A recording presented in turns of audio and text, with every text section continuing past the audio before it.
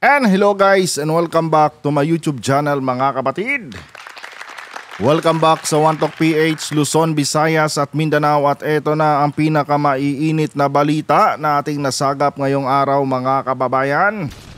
Nako mga kapatid, ewan ko lang kung ano po no, ang inyong mararamdaman sa balitang ito. Kasi nga mga kababayan, ayon po sa chairperson ng tawag nito ng Tri-Committee mga kapatid, ipapatawag lang di umano itong si Saldico mga kababayan kapag napatunayan po na siya po ay dawit mga kapatid dito sa mga anomalyang nangyari sa mga flood control projects ng gobyerno.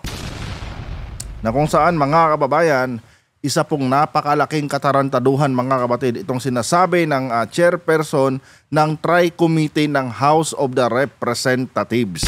Mamaya-maya lang ipapaliwanag ko yan sa inyo mga kababayan. At sa iba pang mga balita mga kapatid, nako, kaya naman pala mga kababayan nakakakuha ng napakaraming flood control projects na kontrata itong kumpanya ni Diskaya mga kapatid. Dahil nagbibigay pala di umano ng 40% advance mga kababayan dito po sa mga tiwaling opisyal ng DPWH.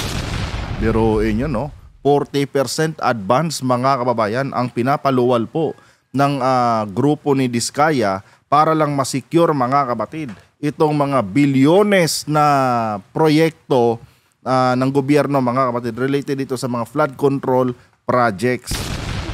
Ibang klase din talaga, dumiskarte mga kababayan, itong grupo ni Diskaya.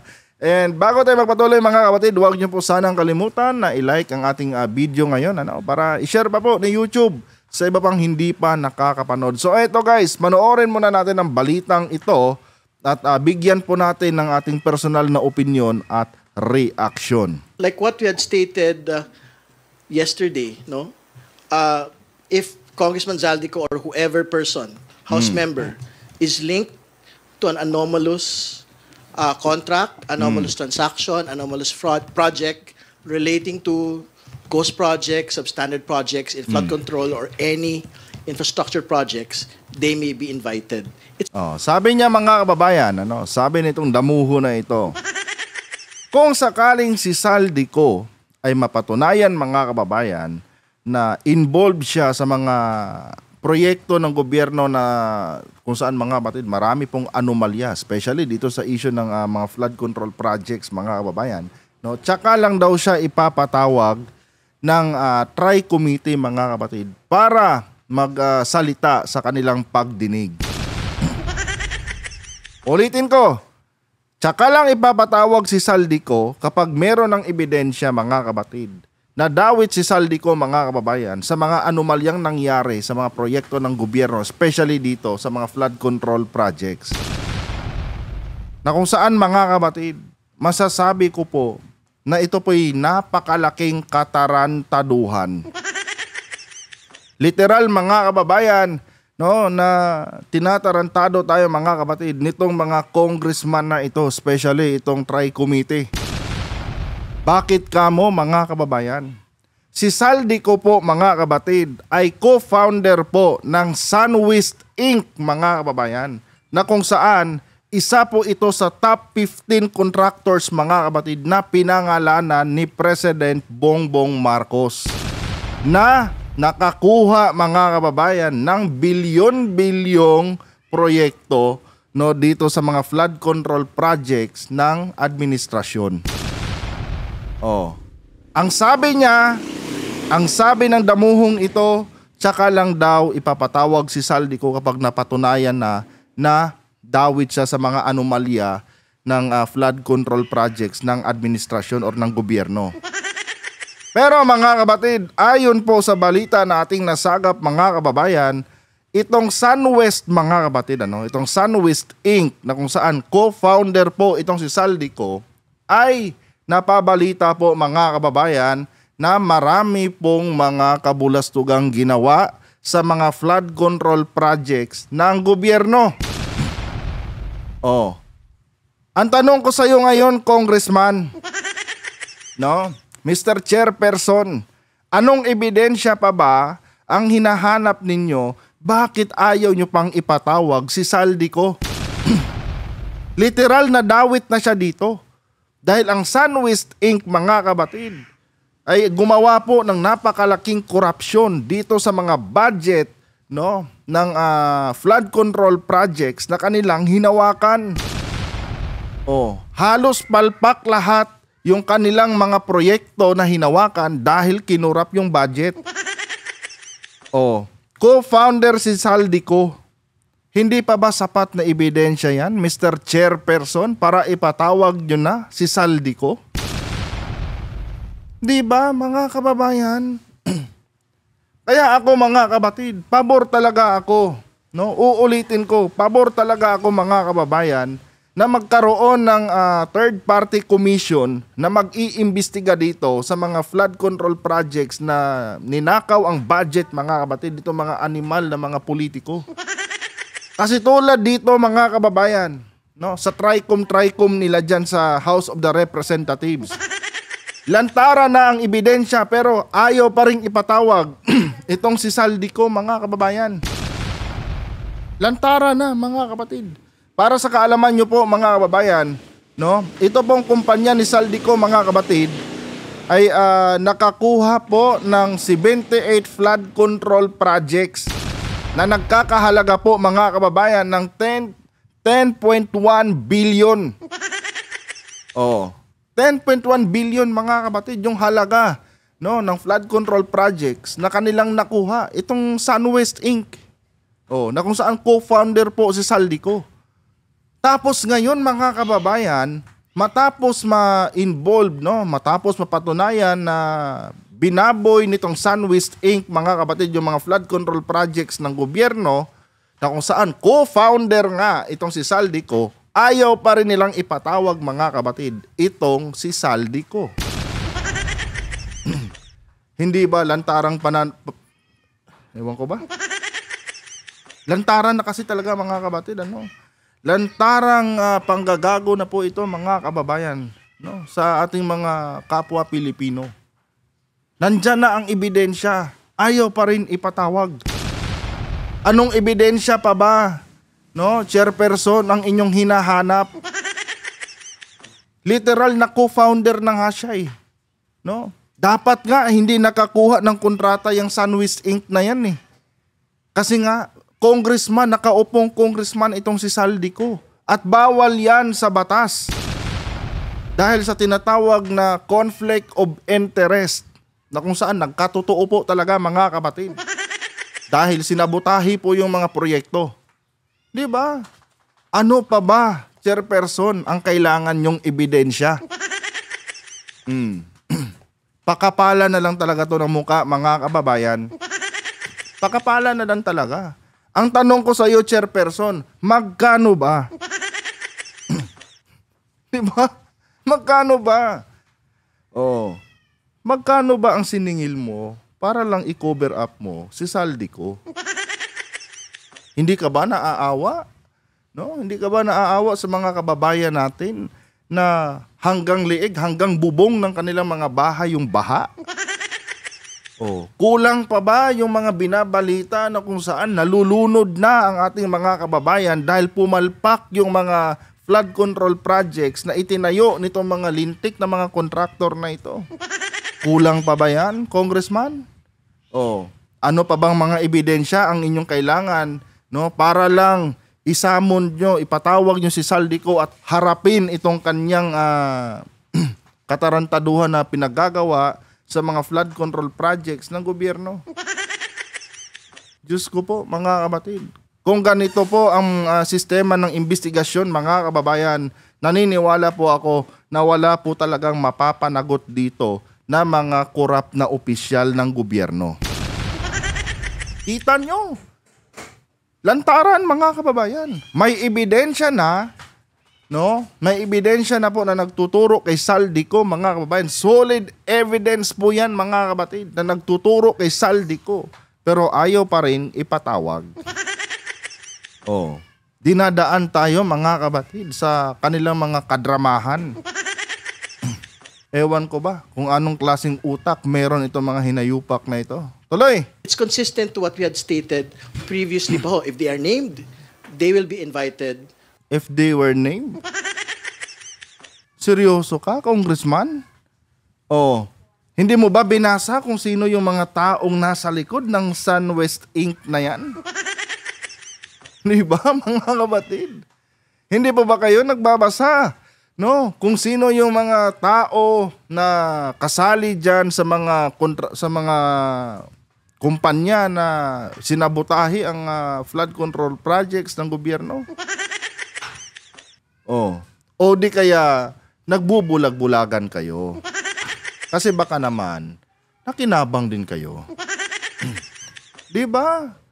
Dalawa lang 'yan eh. Bulag ka sa katotohanan o nagbubulag-bulagan ka lang dahil binayaran ka. Oh.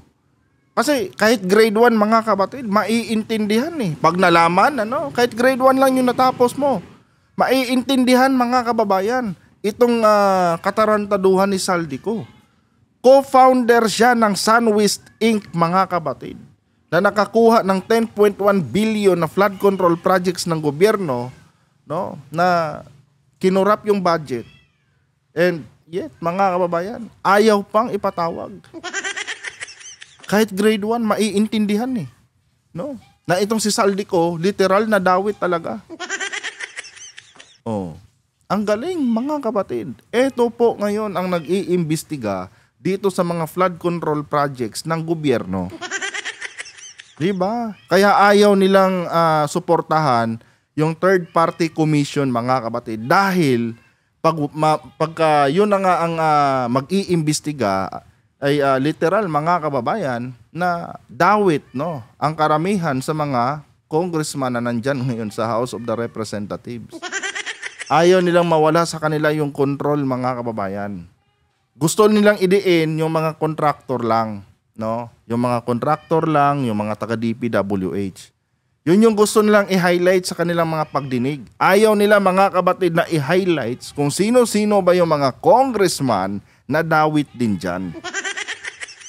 Di ba mga kababayan?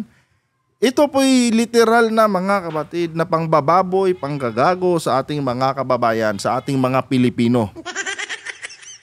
Pinagloloko na lang tayo mga kapatid nito mga animal na congressman na ito.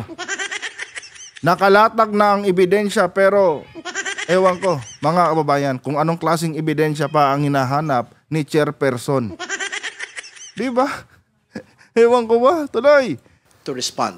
And immediately after, we will recuse and send it to the independent commission. I think wala naman pong nagbabago pa ron. But to be very clear, the reason I think that there is a debate yesterday, they were insisting on inviting him not on a question of an anomalous transaction. They were asking him to be there on the question of budget insertion, and it remains to be my position. Hindi.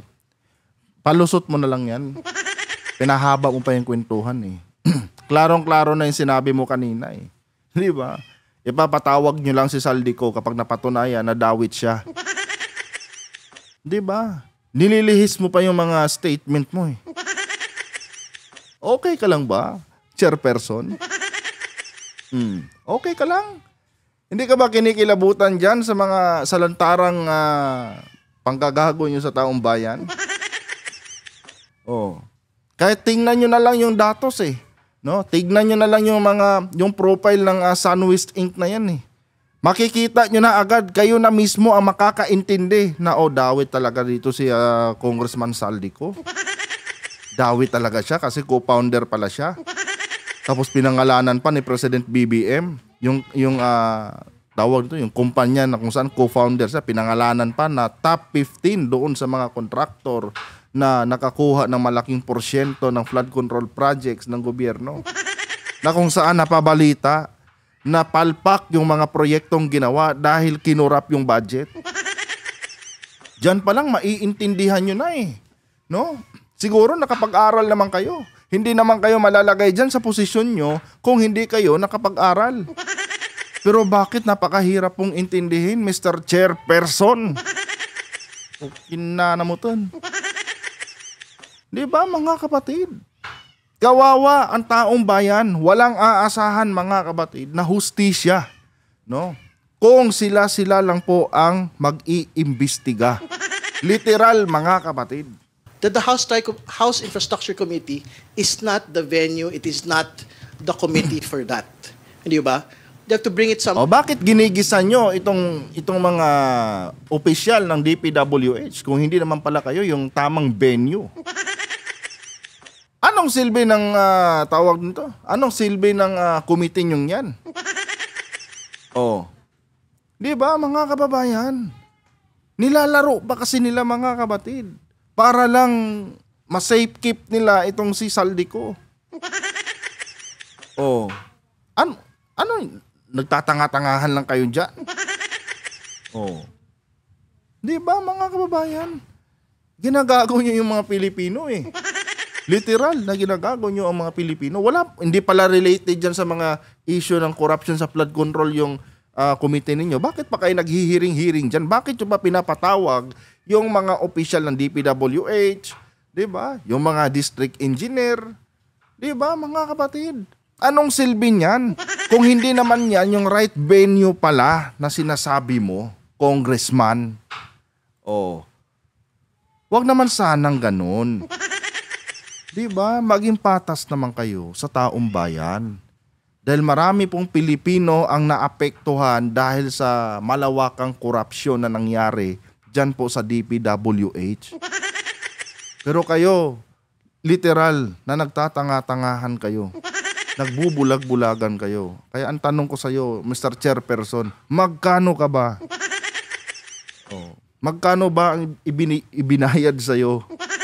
Alam niyo, sa totoo lang, mapapaisip ka na lang talaga ng ganun mga kapatid na baka binayaran to para i-cover up lang si Saldico. Kasi nandyan na ang ebidensya eh. Malinaw pa sa sikat ng araw mga kababayan yung ebidensya. Pero mga kapatid, tingnan nyo naman, no? Kailangan pa nila ng ebidensya di umano. Anong klaseng ebidensya ba ang hinahanap nyo bago nyo ipatawag si Saldico? Oh. Maya-maya niyan mga kababayan, bigla na lang silang mag-a-announce na ipapatawag si Saldico kung kailan nakatakas na itong si Saldico. Kung kailan mga kapatid, nandoon na po sa ibang bansa itong si Saldico at nagfa-file na ng kanyang anong tawag doon tulad nung fina-file ni Roque, asylum. No, kung kailan nagfa-file na ng asylum si Saldico doon sa ibang bansa, tsaka nila sasabing ipapatawag. Ngayon, habang nandito pa si Saldico, nagtatago, no? Iwas na iwas dito sa isyung ito, hindi pa nila ipapatawag yan. Tsaka na lang action yan mga kababayan pag nakalabas na po ng bansa. Ang galing talaga mga kapatid. No? Ganito po yung ating mga congressman, kagaling dumiskarte, kagaling mag-imbestiga. Di ba?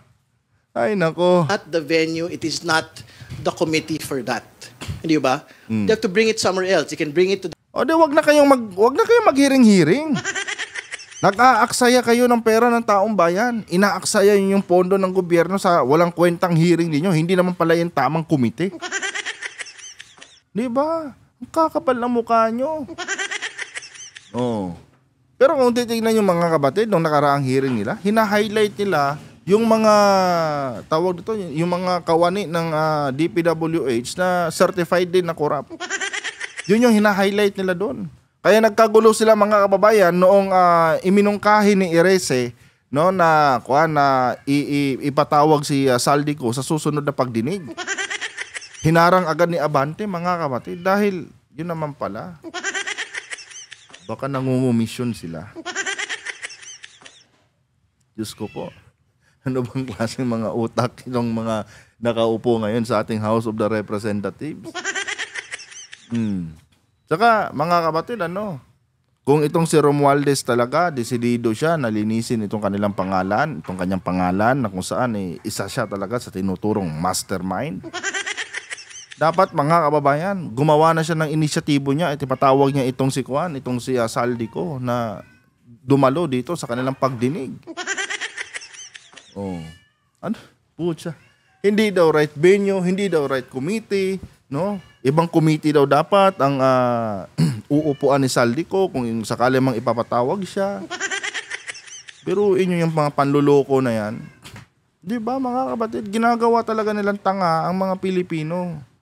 Para lang pagtakpan mga kababayan, no? Itong kanilang mga katarantaduhan. Literal na katarantaduhan na to mga kapatid. The Committee on Appropriations, kung saan po talaga dapat yon pwedeng pag-usapan. Because this is a question of budget amendments, budget insertions. Hindi. Ang pinag-uusapan dito, yung mga sangkot sa anomalya. Huwag mo nang idaan sa mga kung ano-ano mga amendments, insertion. Ang pinag-uusapan dito, yung mga taong dawit sa nakawan, no, sa pondo ng flood control projects ng gobyerno. Hindi yung mga amendments.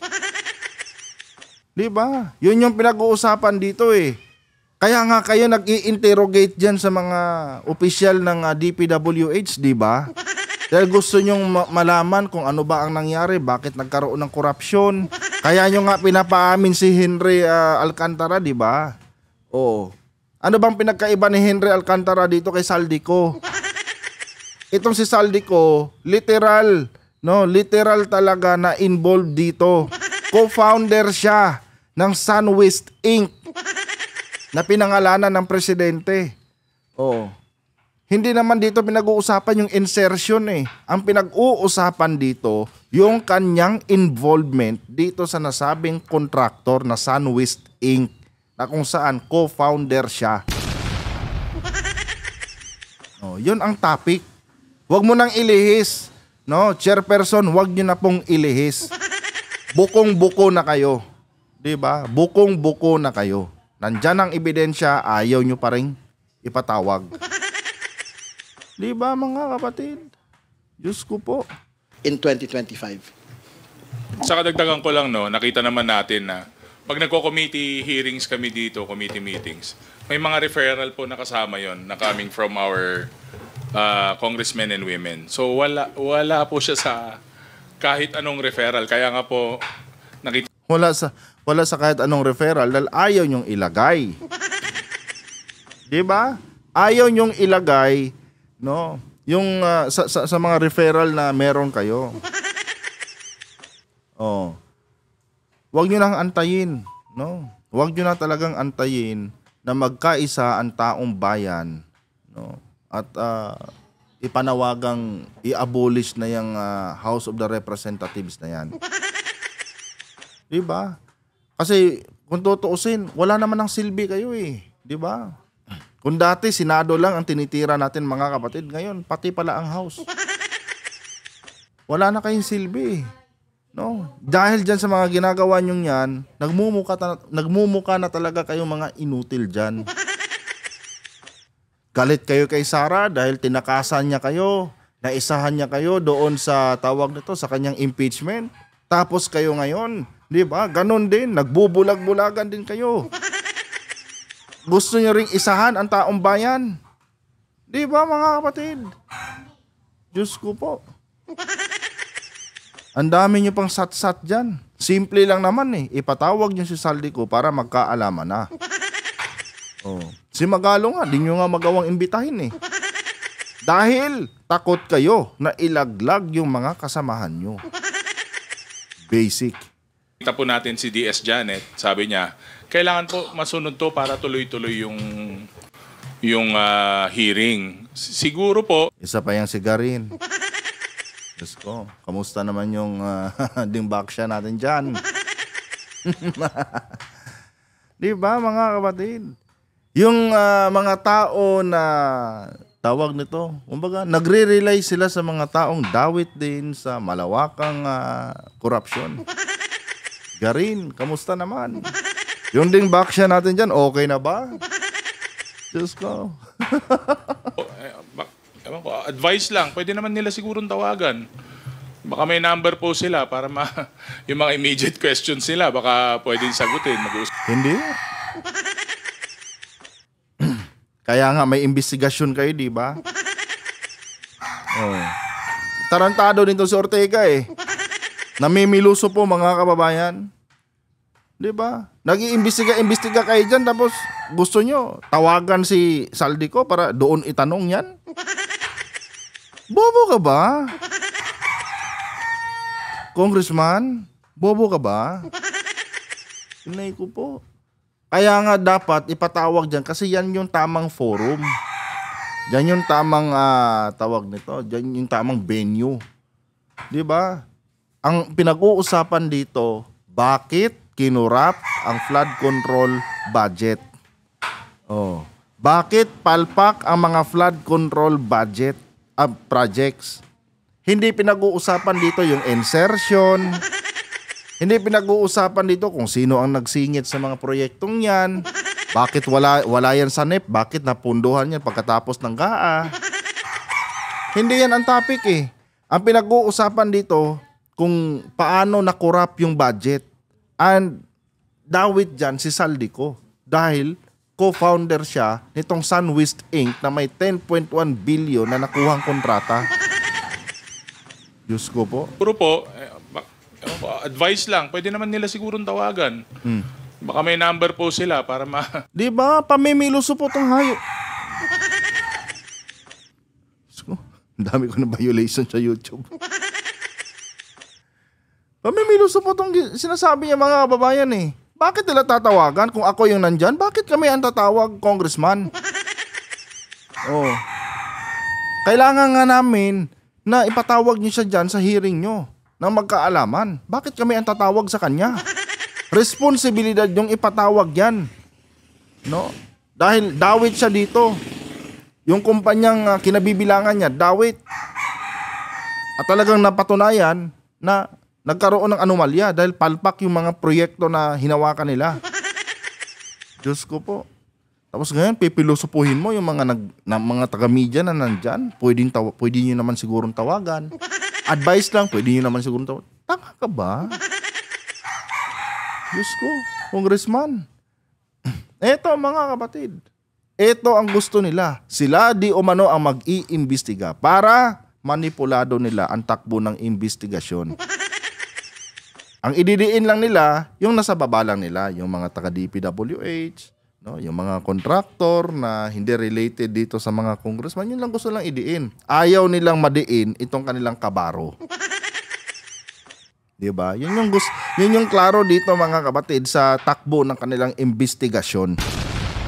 Diyos ko po. yung mga immediate questions nila, baka pwedeng sagutin, mag-uusap sila sa telepono. Pag nasalubong nila, kausapin nila. Pero sabi nga ni Kong Terry, that was not the proper forum for that. And pag na-raise yan sa proper committee, then it should be tackled. Hindi naman kasi yan. Ang pinopoint kasi nila mga kapatid, hindi daw ito yung tamang forum. Dahil ang pinapalusot nitong ni Ridon, mga kababayan, is kung sino daw ang kuhan yan, yung mga insertion na yan, insertion, di ba? Kung sino daw nag-push ng mga kuhan na yan, na mabudgetan. Yan yung ginagawa nilang argumento dito. However, mga kapatid, ang totoong argumento talaga dito is gustong malaman, no, ng taong bayan kung paano nakurap yung budget, hindi yung insertion.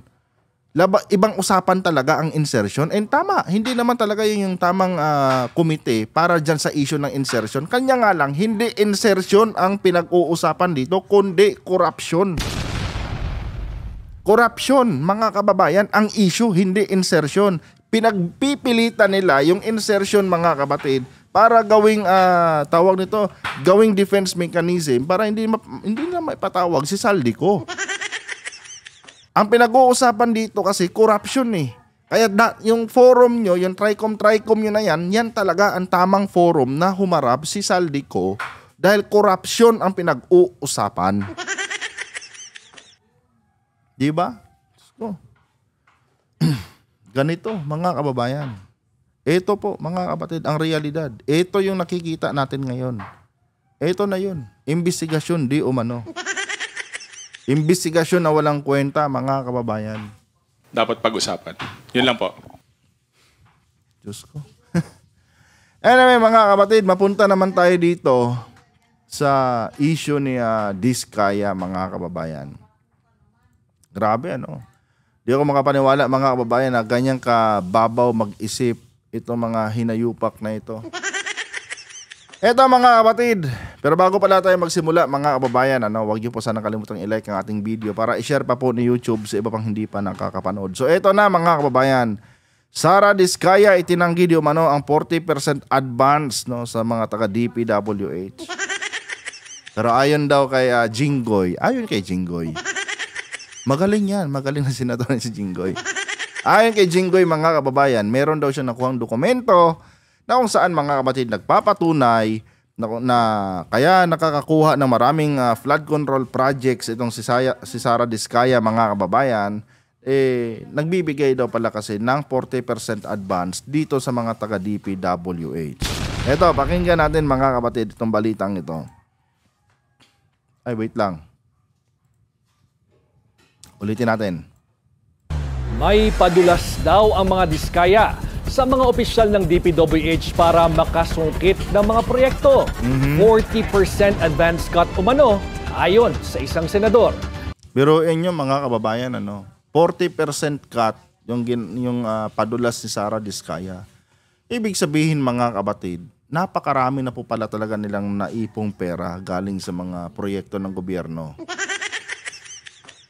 Tingnan nyo na lang 37 billion. 37 ba? 32 or 37? Hindi ako sure.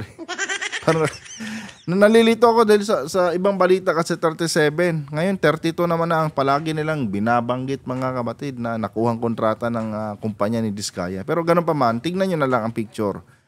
32 billion. Sige, iset natin sa 32 billion. 32 billion mga kababayan, yung mga nakukuha nilang kontrata. And 40% yan mga kapatid, kayang i-cash advance ni Sara Diskaya dito sa mga taga DPWH. Magkano ba ang 40% ng 32 billion mga kapatid? Ibig sabihin mga kababayan, ganun po kalaki ang pera mga kapatid. Compute natin 32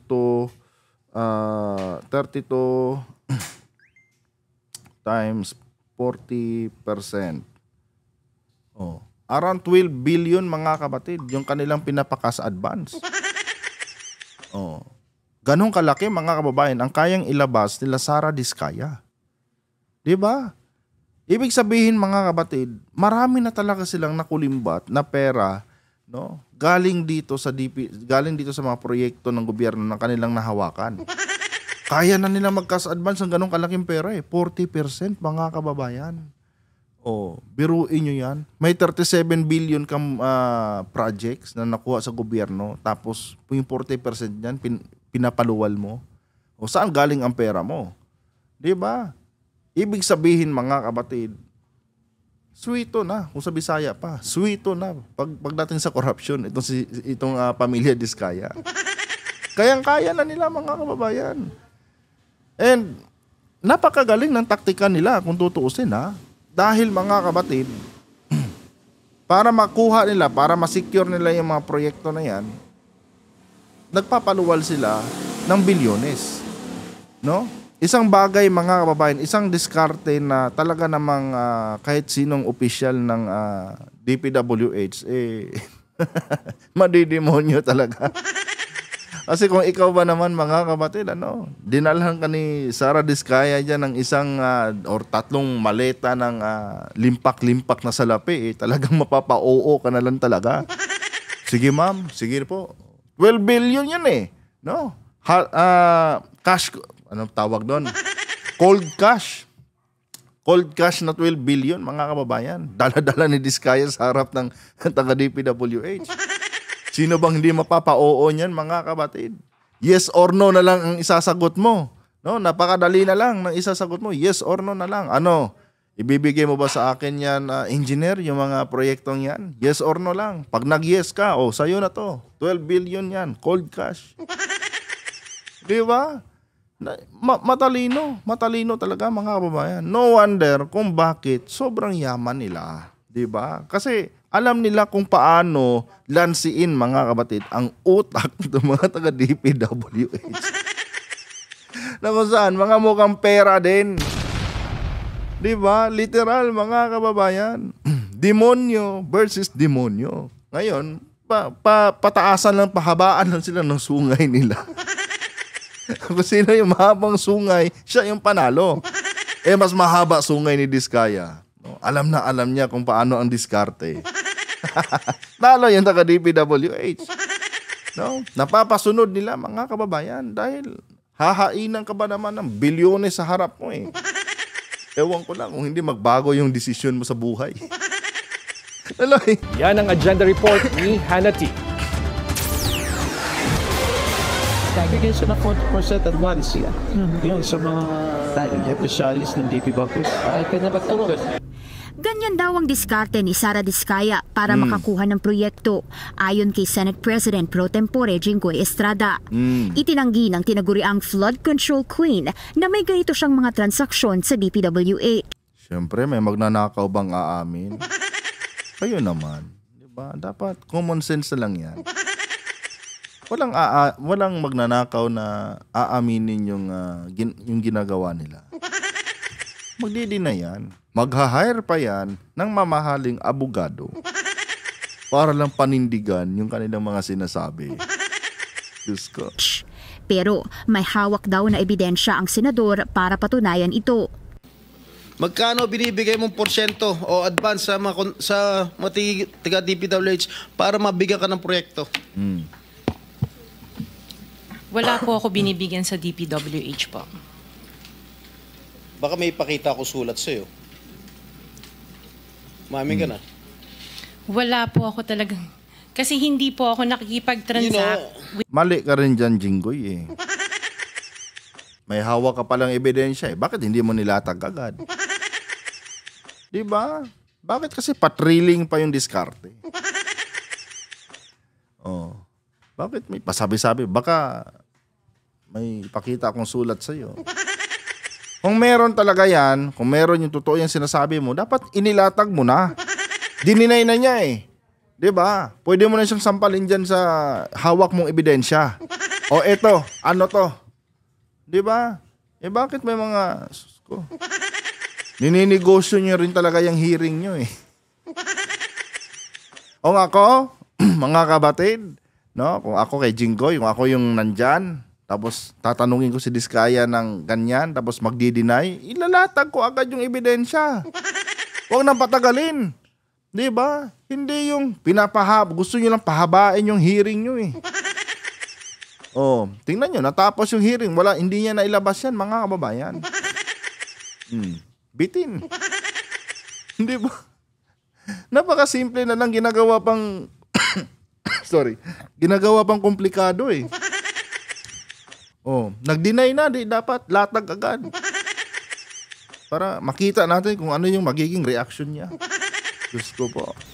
Baka may ipakita ako sulat sa'yo. Mami ka na. Wala po ako talagang... Kasi hindi po ako nakikipag-transact with the DPWH. At the end of the day... Una nang sinabi ni Diskaya na may dami pang satsat eh. Ilalatag mo na lang yung hawak mong sulat. Hindi mo pa magawa. May pa-yuno ka pang nalalaman. Diyos ko po. kakilala siya sa DPWH Bulacan at Laguna pero hindi niya pinangalanan ng mga ito. At dahil under oath si Diskaya, posible siyang makontempt o maditine dahil sa umano'y pagsisinungaling ayon kay Estrada. Paano mo masasabing nagsisinungaling siya eh? Wala kang nilatag na ebidensya eh. Oh. Para mapatunayan mong nagsisinungaling siya, dapat nilatag mo yung sinasabi mong sulat. Hindi ba? Mga kababayan, aakusahan mo na si Diskaya na nagsisinungaling siya. Ipapakontempt mo na siya. And yet, yung sinasabi mong ebidensya, hindi mo nilatag. Oh. Di ba? Style bulok din eh. Kung totoo yan, hindi nandyan. Ilatag mo. Nang makita ng taong bayan. Hindi yung ginagamit mo rin para pumugi ka eh. Kamusta na pala yung pidap natin dyan? Kamusta lang naman. Oh, kamusta naman yung pidap natin? Clear na ba tayo? Diyos ko po. Diba? Napakawalang silbi talaga mga kabatid. Itong mga diskarte nila dyan sa hearing nila. Oh. Sana si Joel, tinanong mo rin.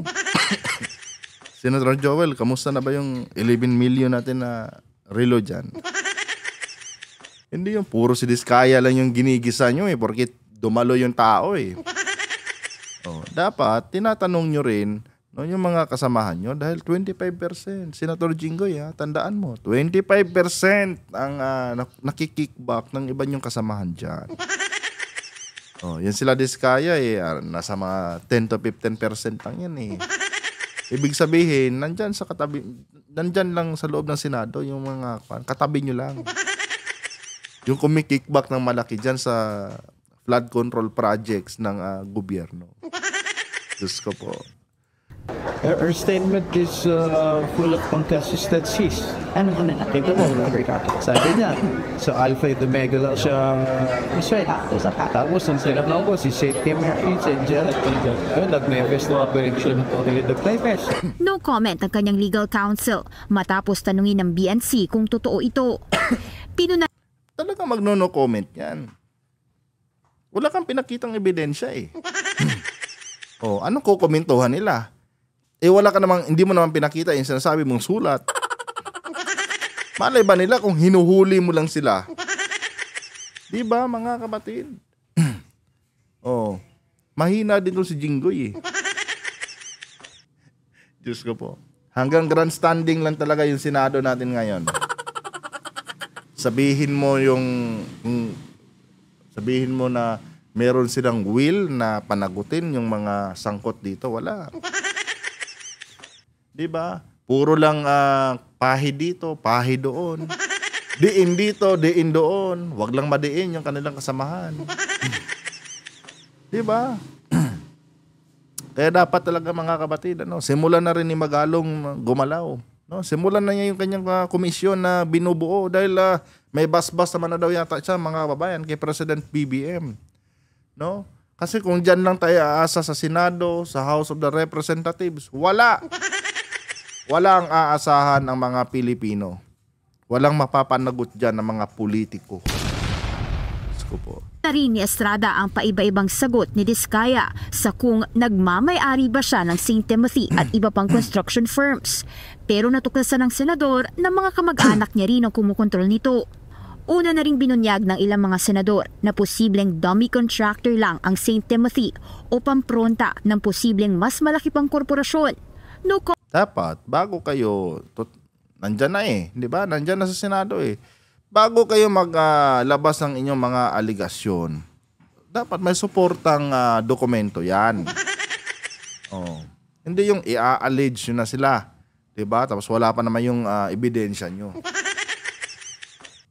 Mga kapatid hindi sa kinakampihan ko si Diskaya. Pero, yun na nga, kaya sabi ko sa inyo mga kababayan, tinutuon kasi nila yung sentro ng investigasyon dito lang sa mga kontraktor, dito sa mga kawanin ng DPWH. Yung mga kasamahan lang dawit dito mga kababayan, wala. Kaya nakakauyang din mga kapatid na lagi na lang yung mga kontraktor. Alam na natin na corrupt sila. Nandiyan naman na yung ebidensya kamusta naman yung mga kabaro nyo? Asa na yun? Bakit walang ni isang senator na na-call out dyan nung nakaraang pagdinig? Diba? Yun yung point dito Kayo dapat, yung mga kasamahan nyo dapat, ang isa lang dyan sa hearing na yan. Dahil 25% yung kickback nila. Hindi biro yung kinikickback nila, 25%. Sila Diskaya, 10 to 15% lang yan. Yung kumikita ng 25% na kickback yan, dapat isa lang nyo rin. Comment din ng Diskaya Camp dito at nirerespeto raw nila ang opinyon ng mga mambabatas. Si Roma Rimando ang manager ng St. Timothy na pamangkin ni Curly, ang asawa ni Sara Diskaya. Inaasahang dadalo na rin si Curly sa third hearing ng Senado sa September 8 matapos siyang ipasabpina ngayong linggo. Yung mga senator ba, yung mga iba pang mga mambabatas dyan na tumanggap ng 25%, pinasabpina nyo na ba? Oh, puro kayo kwan. Puro kayo Diskaya, DPWH, asawa ni Diskaya. Yung mga kapwa niya naman, senador, kamusta naman? Diyos ko po. Anyway guys, pasensya na kayo, makating lalamunan ko eh.